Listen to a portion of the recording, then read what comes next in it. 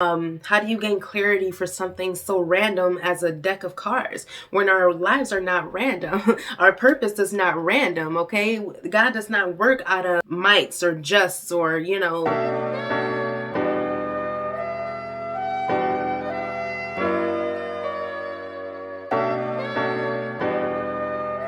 Hello my secret sisters, thank you so much for tuning in for another video. If you're new here, welcome. My name is Maggie and I do all types of self-care videos, so if that's something you may be interested in, please stick around by hitting that subscribe button so that you never miss another upload from me. But guys, it is Sunday. I miss you guys. I did miss last week's Sunday. I was literally spent the whole last week renovating my master bathroom, so we have just been really busy, but I have just been keeping up with Bible study, personally or whatever. But today I am back to talk to you guys, so let's go ahead and get into this message now. So I don't want this message to be too long because guys, it is my daughter's birthday. She is 3 years old. Well, literally yesterday was her birthday, but we are going to celebrate a little bit more today because yesterday's weather was a little bit crazy.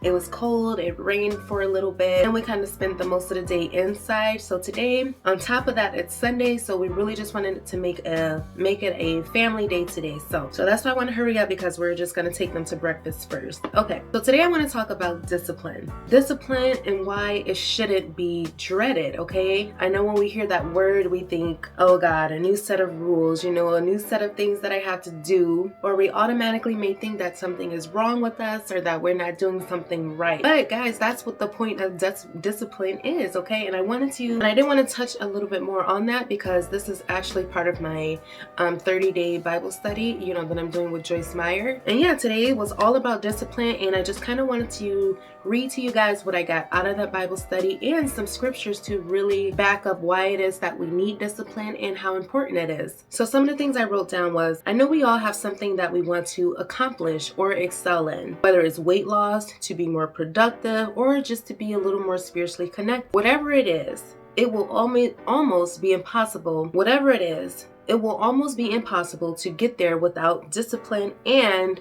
self-control. So I just love that. It will almost be impossible. I mean, okay, you can probably still obtain it, but it won't be as easy or as just, seamless as if you were to do it with discipline and a little bit more self-control. And not only that, first and foremost, living a disciplined life and establishing new habits requires a lot more than just willpower. It requires a lot more than just willpower and the ability to be able to do it. It takes a power source, and I love that. It takes a power source, which is God or the Bible. And you know who that power source is? Yes, Bible and God. Okay, so that has to be our power source before we even begin to try to discipline ourselves or have self-control. So I love what it says in John 15:5, and it says, apart from me, you can do nothing. Apart from me, you can do absolutely nothing. And I think the sooner we start to realize that, I think that's when the discipline and the self-control and the awareness, starts to kick in. Like, wow, I should be praying, I should be meditating on this, I should be asking God for this, and not leaning on our own understanding, right? So first and foremost, I encourage you to take a little bit of time each day to read God's word, right? Or to spend time talking to him through prayer. So I can honestly say a lot of my breakthroughs, a lot of my aha moments have been while I'm in Bible study, while I'm meditating, while I'm worshiping, just listening to music, gospel music. That's when I have my biggest breakthroughs or my biggest revelation, when I'm focused on things above and taking, a little bit more time out of my day to spend time with our Father, right? So some of those scriptures to back that up. So I love what it says in Hebrews 12:11, and I thought this was very, very powerful. And it says, for the moment, all discipline seems painful rather than pleasant. For the moment, but later it yields the peaceful fruit of righteousness to those who have been trained by it. But later it yields the peaceful fruit of righteousness to those who have been trained by it. And guys, I love what it says here in Proverbs. Like, I just burst out laughing this morning when searching these. In Proverbs 12:1, it says, whoever loves discipline loves knowledge, but he who hates reproof is stupid. And I love the Bible. I love how straightforward the Bible is. I love how the Bible still uses words and text that we can understand, and it's just that simple. Whoever loves discipline and knowledge, who accepts it without, no condemnation, who accepts it without thinking something is wrong with them or something is always, wrong with you. But he who hates reproof, he who hates to be told what to do, who hates direction, is stupid, okay? It's not my words, okay? It's in the Bible. Revelations 3:19 also says, to whom I love, I reprove and discipline. Reproof is to correct, right? I correct and discipline. So be zealous and repent. So be zealous to repent, right? Be happy to repent. Be quick to repent when you know you've been corrected or you know you've been doing something wrong, okay? I love that in Revelation. Oh, I also love this one too.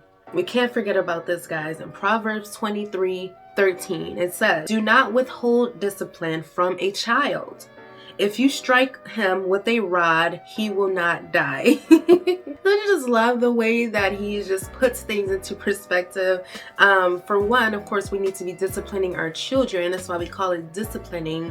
No, we should not be assaulting our children or striking our children, you know what I'm saying, or beating them, you know what I'm saying. But yeah, but on the other hand, we should not be disciplining our children or letting them kind of just do whatever the heck it is that they want to do, or correct them with just timeouts and things like that. Yes, it does work and it could be very effective. I mean, it honestly really could. But my thing is, if the Bible told me not to use the rod, then I'm not going to use the rod. You know what I'm saying? But if he says that it's okay and that we should be disciplining our child, a certain way, or when it's necessary, I should say, then that's when you kind of have to look at those people who look at us, who discipline their child with a rod, you know what I'm saying?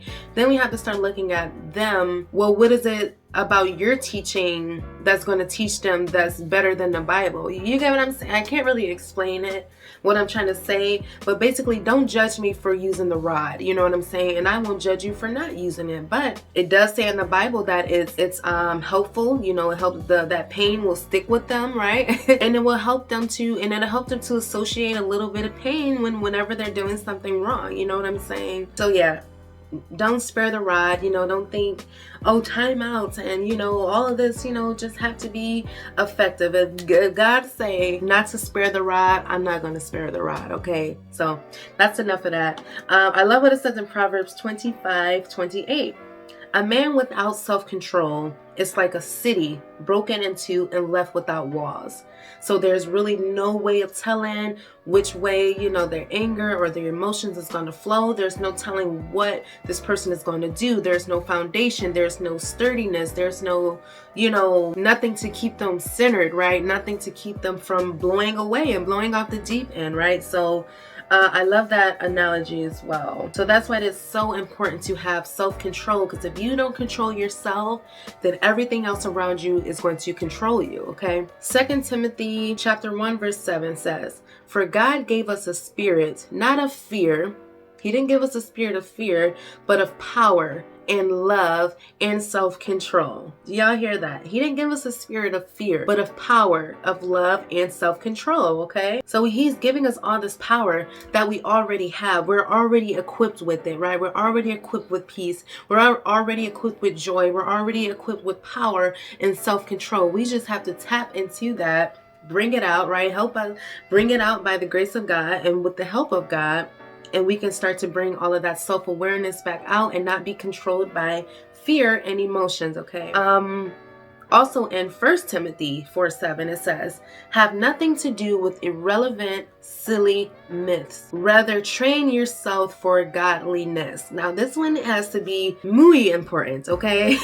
This one has to be very important, because self-control also matters in this aspect as well. We have to have self-control with what the world is trying to teach us. We need self-control with all these new denominations and all these new ways of living, new ways of teaching, new ways of the normal, right? In Timothy, but it says in Timothy to have nothing to do with irrelevant, silly myths, anything that has nothing to do with God, anything that's deterring you or distracting you from the word of God is, to me, a silly myth, right? Think of all these denominations, the tarot cards, oh God, don't get me started, the crystals and the chakras, okay? Don't get me wrong, yes, there are real crystals, among the earth, just like there's rocks and, there are sacred things of the earth, okay? I'm talking about the ones bought off Amazon. I'm talking about the ones that are man-made, okay? Same with tarot cards. Where do you see tarot cards in the Bible? Where do you see get your revelation and get some clarity through pictures, again, man-made, drawn by man?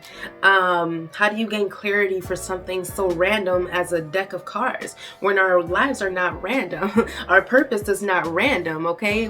God does not work out of mights or justs, or, you know, this could be, or, you know, this is you know, no, he does not flow. God has a purpose, a divine purpose for each one of our steps, and the sooner that we tap into that and start to find out what that is in here and not out there, then the sooner, the more realization that we will have, like, wow, I need to be more disciplined in this. Like, if this is where all the truth lies, then yeah, I'm gonna be disciplined in this and not be disciplined to the world or the way, you know, the world is living, okay? Because the world is really taking us from that light. The world is really trying to lead us away from the truth, right? And from discipline, want us to make our own decisions and choices, and, you know, and that's not how God has created us to be, okay? Because last but not least, in Isaiah 1:19, it says, if you are willing and obedient, you shall eat the good of the land.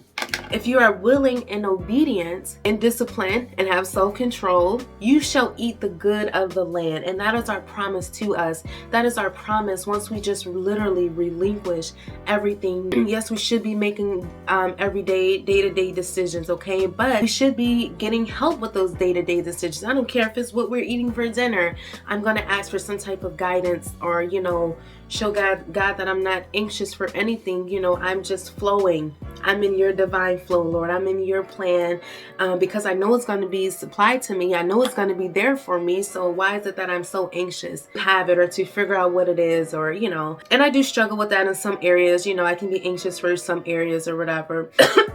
But I'm just talking simply self-control.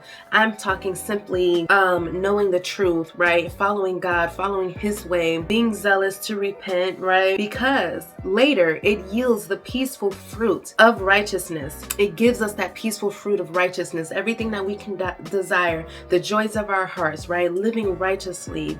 All that will be rained on us to those who have been trained by it.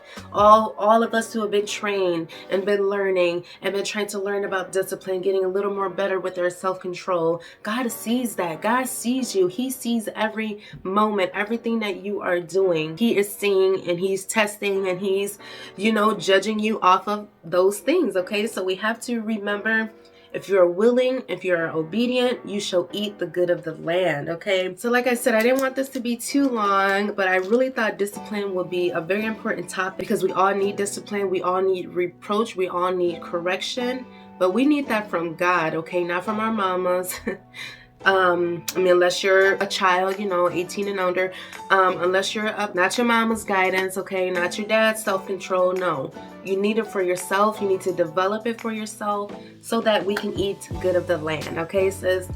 So that's all I have for this Bible study. I really, really hope this was helpful. I really hope y'all were jotting those scriptures down, because these are definitely meditative worthy scriptures, okay? So definitely going to be doing a little more research on these, because like I said, I'm also dealing with some anxiousness in some areas of my life, and yeah, we can all be delivered from that just from a little bit of Bible study, just from a little bit of teaching, okay?